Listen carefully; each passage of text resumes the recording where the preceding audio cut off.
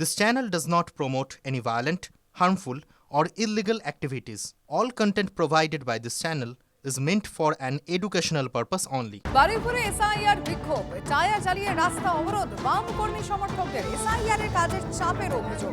প্রতিবাদে বারুইপুরের চাঁদখালি এলাকায় বিক্ষোভ।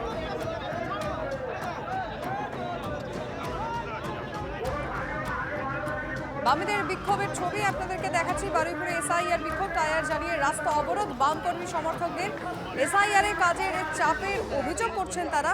তারই প্রতিবাদে বারুইপুরের চাঁদখালি এলাকায় বিক্ষোভ।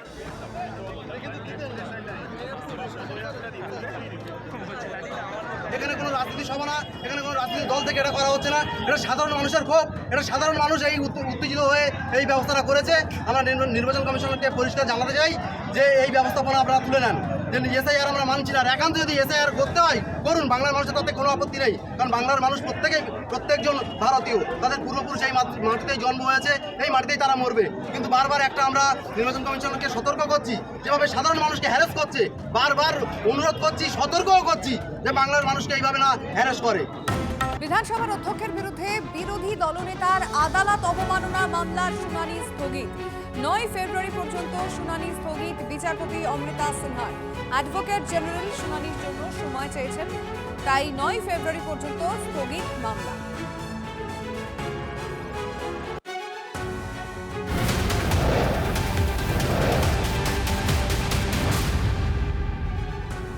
কেন্দ্রীয় বাহিনীর Z+ নিরাপত্তা চেয়ে হাইকোর্টে হুমায়ুন কবির বেলডাঙ্গা ও ব্রিগেডের বিক্ষোভকে ঢাল করে নিরাপত্তার দাবি করছেন।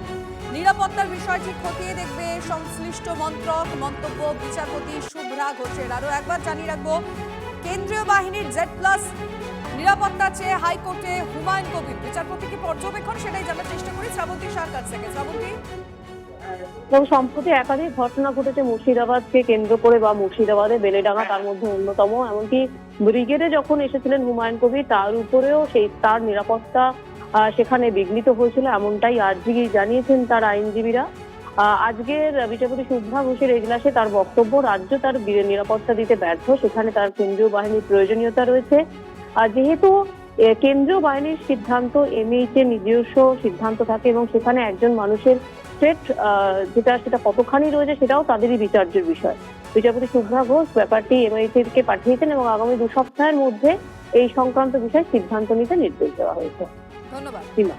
মাধ্যমিকের অ্যাডমিট কার্ড না পেয়ে বিক্ষোভ পড়ুয়াদের, স্কুলের গেটে তালা লাগিয়ে বিক্ষোভ হুগলির হরিপাল।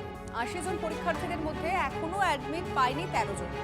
2রা ফেব্রুয়ারি শুরু হচ্ছে পরীক্ষা, সময় কম, বেগ বাড়ছে পরীক্ষার্থী।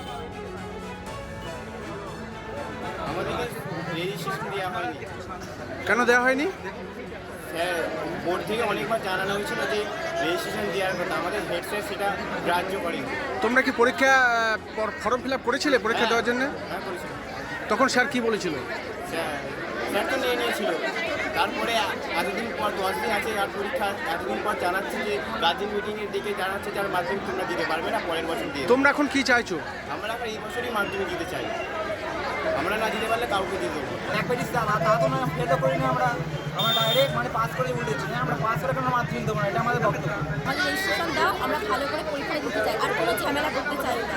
সবাই পরীক্ষা দেবে ভালো, কিন্তু আমাদের 13 জন এখানে দেবো, তাহলে আমরা পরীক্ষা দেবে আমাদের এখানে দেবো না, এটাই হচ্ছে কথা। বলছি তোমাদের এলো না কেন?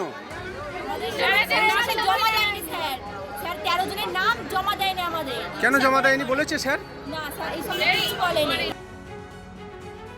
স্যারেরা বলছে যে আমরা একটা বছর পরীক্ষায় বসতে পারবে না ওরা, আর আমরা সব জায়গায় গেছি, ওটা হবে না, কিন্তু ওদের 1 বছর আমরা সব খরচ দেবো, খাতা পেন যাবতীয় টিউশনি